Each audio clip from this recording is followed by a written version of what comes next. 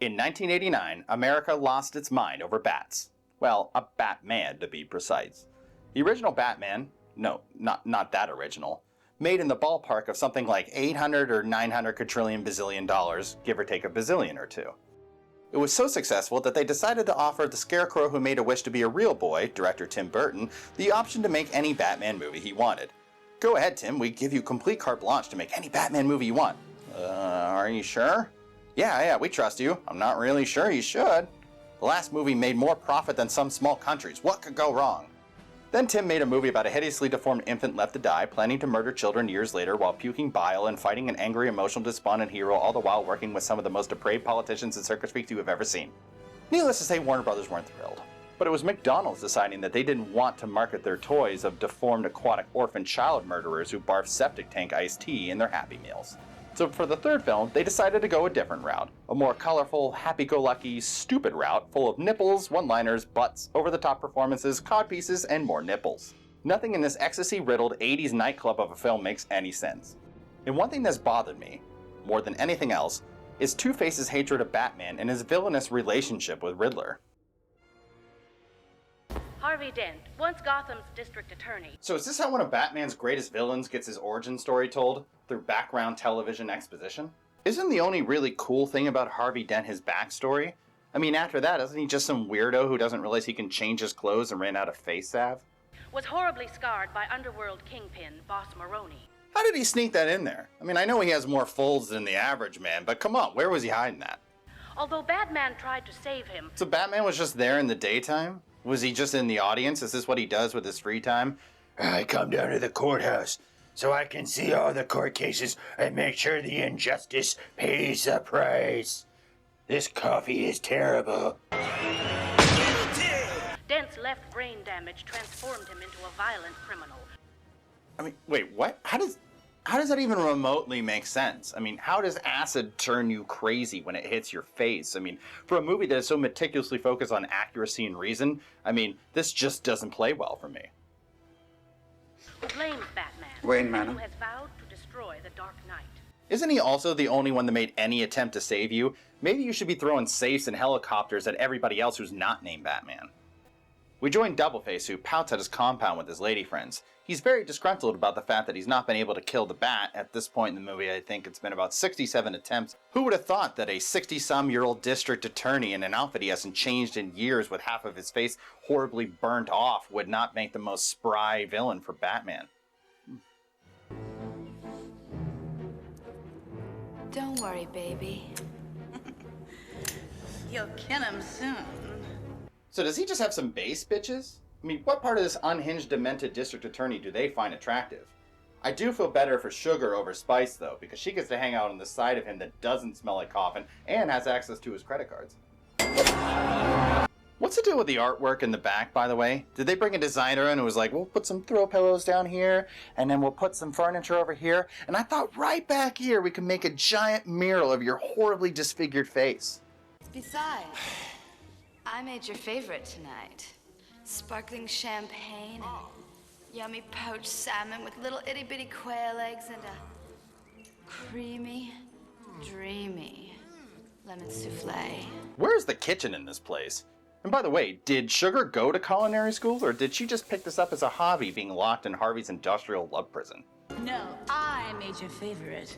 A charred heart of black boar, a side of raw donkey meat, and a sterno and grain alcohol. Straight up, baby! Spice, are you performing bondage on Gordon later? What is up with that outfit? I'm sure it's not exactly the most comfortable thing to be roasting a boar in. If this is your weekday attire, I'd love to see what you wear on Saturday nights. I don't think Batman even has to fight Two-Face anymore. Wouldn't it just be more prudent to wait for him to die of secondhand smoke, his piss-poor diet, this place's poor ventilation? Is that lead paint? Did Two-Face start dating Sugar and then think to himself, I need somebody for the side of my face that looks like Papa Smurf fucked a grimace? And then Sugar was like, hey, my roommate is a dominatrix who looks like Medusa on meth who weekends as a barbecue chef. We're of two minds about what to eat first. I hope you made extra. Isn't this how this scene should have gone? I hope you made extra. Oh, Danny. boy, the pipes are calling. Just a friend. But you can call me... Confirmed bachelor? The Riddler. Oh, that makes sense. By the way, nice outfit. Did you stay up all night making that outfit yourself? Did you dye it in the bathtub? Does the whole thing look like Slimer spent the whole night hemorrhaging inside of it?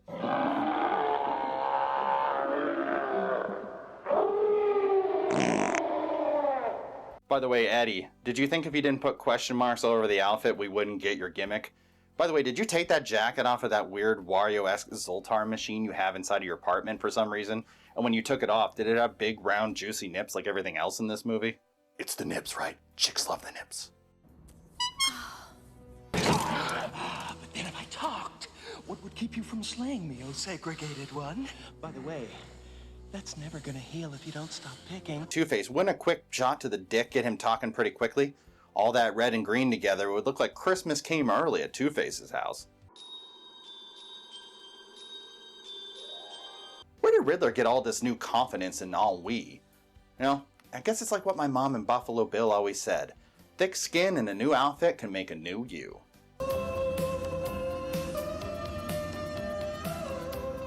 I don't think it's me you want to kill. That's just too easy for someone as powerful as you and you. But Batman... There's a challenge. Is Riddler hitting on him? And if they had sex, would that be a three-way? Kill the bat! Sounds like a good idea. But have you thought it through? A few bullets, a quick splash of blood, and then what? Wet hands. Post-homicidal depression.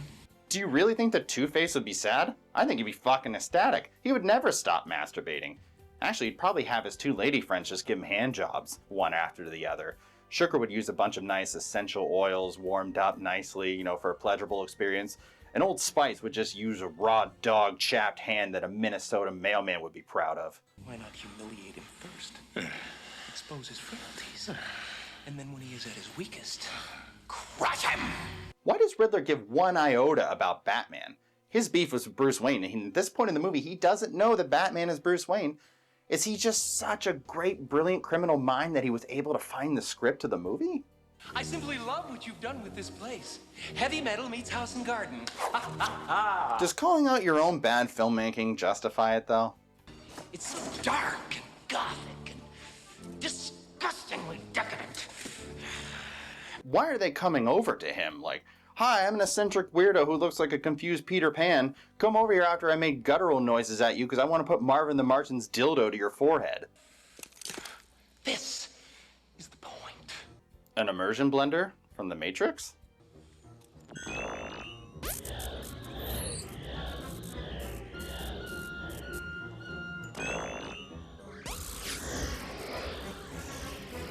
Why are they both thinking about cartoons?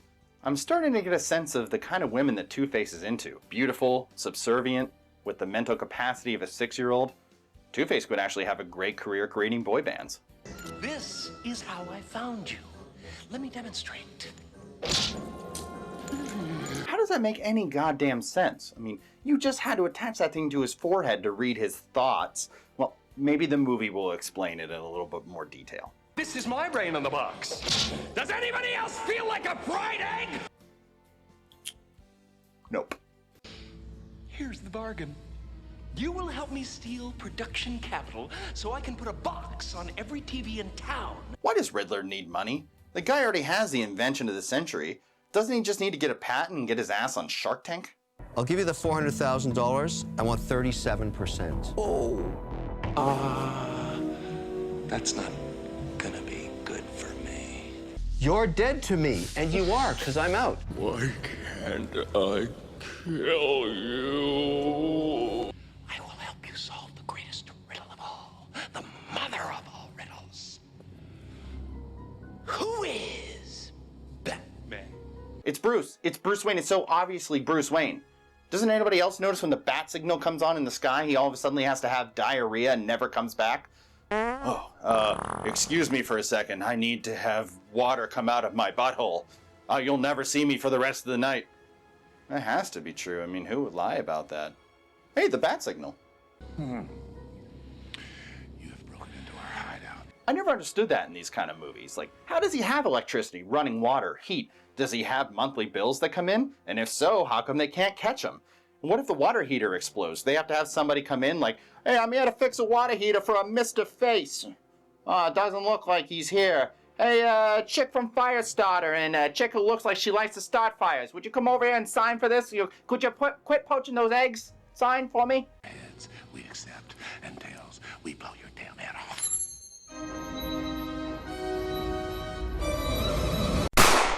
Oh, Danny boy. Just kidding. But that would have been a pretty cool twist, right? We join Nigma, who's throwing a party that looks like a beer sign got really messed up on ecstasy. When all of a sudden Bruce Wayne, Nigma's old frenemy, shows up, and Nigma challenges him to try his new machine. Yes, yes, yes. Bruce, old man.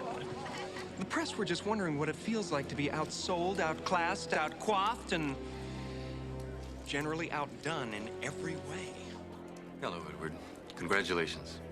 Great party. Nice suit. Wit, good. Do you really want to come off like a petty dick right now, Bruce? Nigma Tech is absolutely destroying Wayne Enterprises. You're down 20 points at the 2-minute warning, brother. I'm Bruce Wayne, miss. Oh, you can call me anything you want. Washed up? Alright, I know that's not very fair, and look, she's doing great now, and she's very happy, and I'm on YouTube, so she wins. Fully interactive holographs. Only a high-frequency carrier wave beamed directly into the brain could create such images. How does Bruce Wayne know all this? Like, I know he's smart, but he doesn't know everything. He can't be the world's greatest thinker, world's greatest detective, world's greatest martial artist, world's greatest stealth man. Like, forget Mary Sue. I think Bruce Wayne is a Marty Sue. Edward, if you can introduce images into the mind, what prevents you from extracting images out of the mind? Oh, too timid to try my machine? Just say so. Is this the part where Bruce clearly sees this as a setup and doesn't participate? He is truly the world's greatest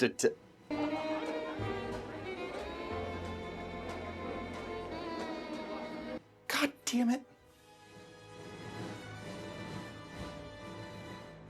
Bruce just walks in right away. There's no line? I mean, or does he have Billionaire Fast Pass, otherwise known as real life? Good evening, Mr. Wayne. Tell me your secrets. I guess it's good at this exact moment that Bruce was thinking about bats and not something else like covering Sugar's butt in waffle batter. That wouldn't have helped Nigma at all. Well, of course this leads Riddler to discovering that Batman is indeed Bruce Wayne, which causes Riddler and Two-Face to make a surprise crash of Bruce Wayne's Halloween party, and then shenanigans ensue. Two-Face gets off either the luckiest or unluckiest shot, depending on your point of view, and finally has the chance to do what he's been wanting to do this entire movie.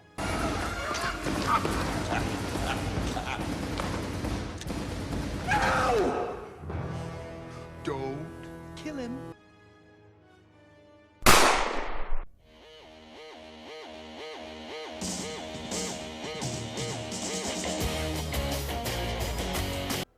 Wait, that's not how it ends? I mean, that's all he's been talking about this whole movie. It's been the only thing driving him. I mean, I'm sure there's no way that Edward's gonna talk him out of this. No, can't happen. If you kill him.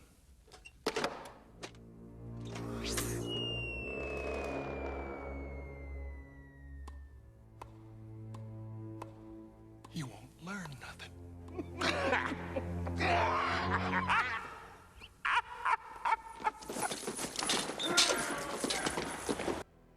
God damn it, this movie's so stupid. I hate you, Schumacher, damn it!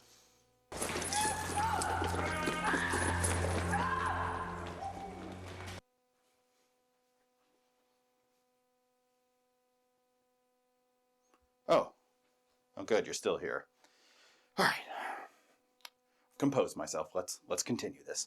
Riddler says something flippant, out of context, patronizing, and meaningless, and this causes Two-Face just to laugh and get up and leave, undoing every piece of the goal he's had this entire film. This undermines everything this whole damn movie's been saying the whole time. Just breathe. Do you want to tell me again how Burton made movies that were too scary to sell Happy Meal toys? Is this guy really your solution? If I disappointed them in any way, then I really want to apologize, because it wasn't my intention. But hey, maybe Two-Face will get his revenge in the end and live happily ever after.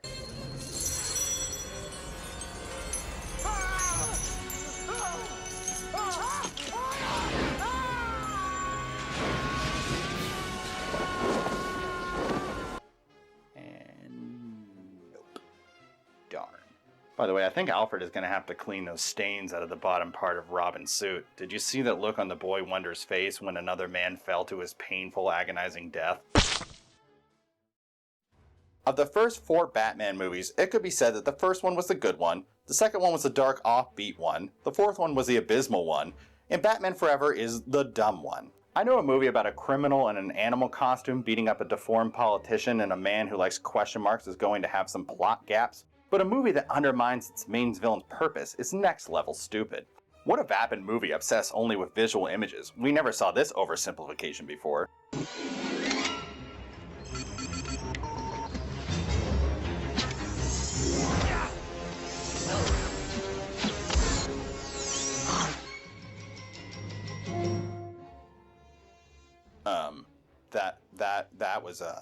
That was artistic.